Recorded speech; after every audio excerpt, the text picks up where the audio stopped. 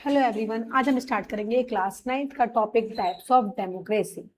अब इसके अंदर हम पढ़ेंगे यहाँ पे चार टाइप्स ऑफ डेमोक्रेसी के। तो first one is the direct democracy.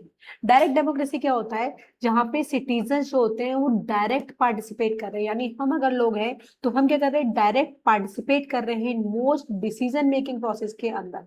Some features of representative democracy exist, लेकिन कुछ इसका फीचर है कि यहाँ पे भी कुछ रिप्रेजेंटेटिव देखने के लिए मिल जाते हैं जो डेमोक्रेसी में एग्जिस्ट होते हैं। डिफिकल्ट होगा अगर मैं बात करूं, बहुत बड़ी कंट्री है जैसे इंडिया की बात करूं, इंडिया में अगर 140 करोड़ की पॉपुलेशन है तो पॉसिबल नहीं है कि वो डायरेक्ट पार्टिसिपेट कर सकती है। एग्जांपल जैसे स्विट्जरलैंड भी इसका एक एग्जांपल है। सेकेंड वन आ गया कि रिप्रेजेंटेटिव डेमोक्रेसी या इनडायरेक्ट डेमोक्रेसी क्या बोलते हैं। अब ये हमारे इंडिया के अंदर है। जैसे आप बोलोगे कि यहाँ पे हम लोग क्या करते हैं, हम डायरेक्ट कभी नेताओं को चूज नहीं करते, हम लोग क्या करते हैं, हम अपने रिप्रेजेंटेटिव को चूज करते हैं, हम अपने लीडर्स को चूज कर रहे हैं। वो क्या करते हैं, people do not directly govern. ठीक है, डायरेक्टली नहीं करते, हम करते हैं बट हम इनडायरेक्टली गवर्न करते हैं। इसको पीरियोडिक इलेक्शंस भी होते हैं, यानी आप देखते हो तो हर 5 साल बाद हर चीज के आपके इलेक्शंस देखने के लिए मिल जाते हैं। गवर्नमेंट अकाउंटेबल भी होती है लोगों के लिए, यानी अगर लगता है कि लोगों को कुछ गलत हो रहा है या फिर उन्हें सरकार से सवाल पूछने चाहिए तो वो सरकार से सवाल पूछती भी है। नेक्स्ट आता है हमारे पास पार्लियामेंट्री डेमोक्रेसी। पार्लियामेंट्री डेमोक्रेसी क्या होती है, ये भी आपको इंडिया में देखने के लिए मिल जाती है, जहां पे हमारे पास टू हाउसेस आपको देखने के लिए मिलते हैं। तो member of the executive are also part of the legislature. तो हमारे पास जो हाउसेस हैं, लोकसभा आप लोगों ने सुना होगा, राज्यसभा होगा, इनका काम क्या है, ये हमारे लिए क्या करती है, हमारे लॉज बनाती है। ठीक है, तो इसको पार्लियामेंट्री बोलते हैं। पार्लियामेंट आप सबको पता है। ठीक है, तो यहाँ पे क्या है, जो एग्जीक्यूटिव है और ये क्या है, लेजिस्लेचर का पार्ट है। तो एग्जीक्यूटिव क्या होता है, अकाउंटेबल होता है टू द लेजिस्लेचर। एग्जीक्यूटिव क्या होगा, ये इंपॉर्टेंट आ जाता है आपके लिए कि एग्जीक्यूटिव क्या होगा, वो अकाउंटेबल है। एग्जीक्यूटिव मतलब जो फॉलो करा रहे हैं रूल्स को, लॉ बन गए हैं लेकिन आपके रूल्स को फॉलो करा रहे हैं, वो अकाउंटेबल होते हैं लेजिस्लेटर को।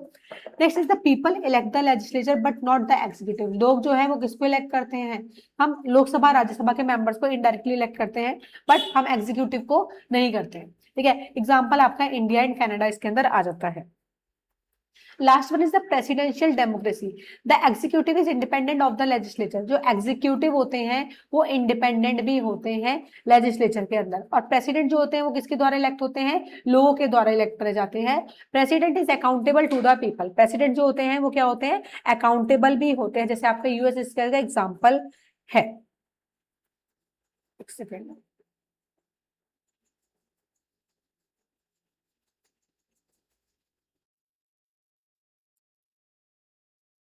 ठीक है,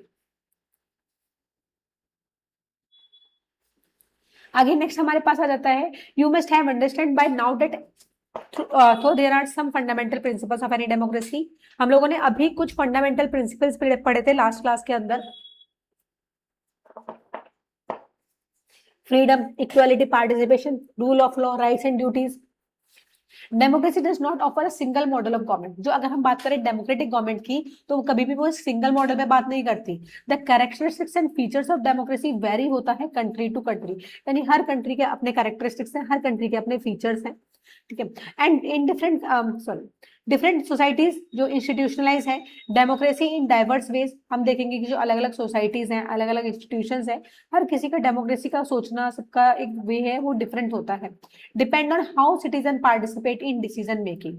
यहाँ पे होता है कि कैसे जो सिटीजन्स हैं वो क्या कर रहे हैं, पार्टिसिपेट कर रहे हैं डिसीजन में, एंड कैसे पॉलिटिकल पावर जो है वो इसको स्ट्रक्चर दे रही है।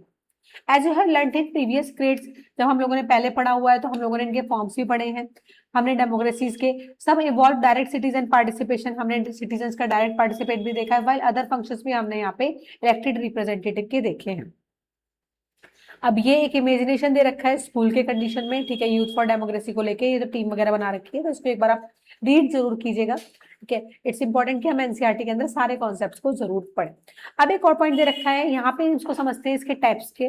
ठीक है, having understood the different types of democratic system. यहाँ पे हमें अलग अलग टाइप के डेमोक्रेटिक सिस्टम के बारे में बात पता रखी है और उनके किस तरीके से डेमोक्रेटिक फंक्शन है अक्रॉस द वर्ल्ड, इसके बारे में बात कर रहा है। अच्छा, सबसे पहले एक वर्ड आप दे रखा है फेडरलिज्म। फेडरलिज्म का मतलब क्या होता है, जहां पे हमारी गवर्नमेंट होती है उसको काम उसको डिवाइड कर दिया जाता है। जैसे हम इंडिया की अगर बात करें तो इंडिया में हमारे पास क्या है, सेंट्रल गवर्नमेंट है, स्टेट गवर्नमेंट है, लोकल गवर्नमेंट है, तो काम क्या करते हैं, डिवाइड कर जाता है, इसको हम फेडरलिज्म बोलते हैं। यानी एक ऐसा system of government in which power and responsibility are share, जहाँ पे अपनी पावर को, अपनी जिम्मेदारियों को यहाँ पे शेयर कर दिया जाता है between the central and the state government, are as expressed in the central, state and concurrent list of the constitution.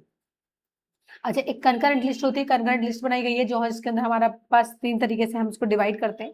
इसके अंदर यहाँ डिवाइड कर जाते हैं, एक में सेंट्रल आता है, एक में स्टेट के अंदर में क्या क्या काम आते हैं उसको कन्वर्ट है। जैसे मान लो डिफेंस है, तो डिफेंस हमारा किसके अंदर आएगा, आपका क्या कहते हैं, आपका उसमें आ जाएगा सेंट्रल में। वही अगर हम बात करें एग्रीकल्चर या एजुकेशन, तो वो हमारे दोनों में आ जाएगा, सेंट्रल का भी पार्ट है, स्टेट का भी पार्ट है, तो इसे हम कंकरेंट बोलेंगे। कुछ ऐसे पार्ट है जो आपके स्टेट्स में देखने के लिए मिल जाते हैं, वहाँ का फॉरेस्ट डिपार्टमेंट है या जो भी है। तो of India and the residual power remains with central government, तो जो भी चीजें होती है वो आपके किसके हाथ में होती है, सेंट्रल गवर्नमेंट के हाथ में होती है। सॉवरेनिटी मैंने आपको लास्ट क्लास में बताया था, जहां पे हम बाहर की पावर्स को अपनी कंट्री के अंदर नहीं आने देते हैं। ड्राइव्ड आपका लेटिन वर्ड से आया है, ठीक है, यानी सुपरनोस मतलब supreme, it refers to the supreme final और इंडिपेंडेंट जो होती है legal authority of state over its territory and citizen.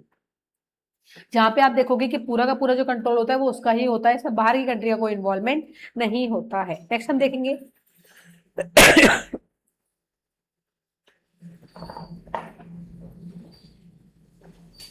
Country है। अब कुछ कंट्रीज के एग्जांपल दे रखे हैं। अगर हम बात करें इंडिया की, तो सबसे पहले हम इंडिया को पढ़ने की कोशिश करेंगे।